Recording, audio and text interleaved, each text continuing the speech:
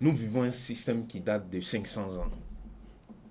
Et nos différentes nations ont été créées dans le cadre de la vision néocoloniale et impérialiste.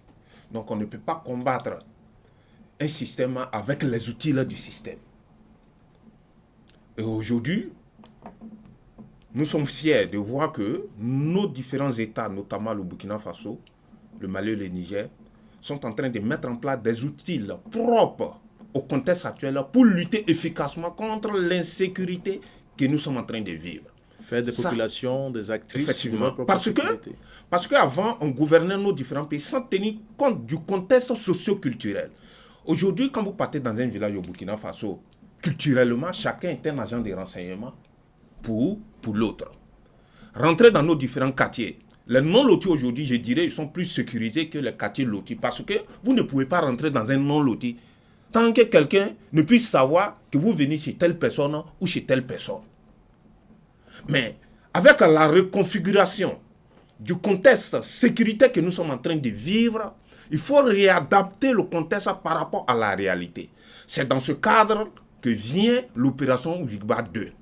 Donc pour nous aujourd'hui, il faut même installer au sein des différents quartiers des présidents des quartiers, des responsables des quartiers. Lorsqu'une personne arrive dans un quartier, il faut que le président ou le responsable du quartier soit informé que dans telle maison en location, il y a une telle personne qui est venue. Il faut que même lorsqu'on arrive au niveau des zones frontalières, une personne qui quitte l'étranger, lorsqu'il arrive, on puisse lui donner un document exceptionnel qui doit d'abord montrer là où il part, chez qui il part, dans quelle ville du Burkina, pas dans quel quartier il part, etc., pour qu'au moins on puisse réellement avoir les informations sur tous ceux qui rentrent sur l'étendue du territoire national. Et cela me peut permettre de renfouler même les caisses de l'État. Imagine si aujourd'hui le Burkina Faso est devenu par excellence un pays où il y a assez de personnes qui viennent découvrir le pays.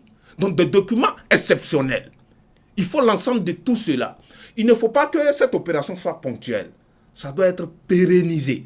Donc pour nous aujourd'hui, nous saluons réellement l'effort du ministre de la Sécurité et de celui de la guerre qui sont en train de mettre en place pour réellement contrer la menace. Parce qu'aujourd'hui, quand vous sortez la nuit, hier par exemple, quand je rentrais, il y a eu en moins de 5 km, il y a eu environ plus de 4 à 5 contrôles.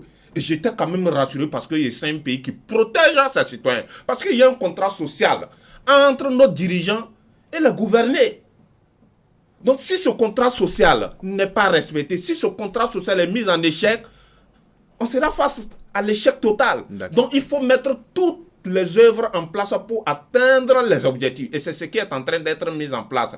Et il faut réellement que le commis à certaines tâches, c'est-à-dire la police, la gendarmerie au niveau des zones frontalières, en dehors de tout ce qu'on sait, soit encore plus rigoureux. Parce que le Burkina Faso, aujourd'hui, le Burkina Faso, le Mali, le Niger ne sont plus confrontés à ces questions de terrorisme liées à soit, par exemple, des revendications. Non, c'est pas ça. Ce sont des revendications économiques.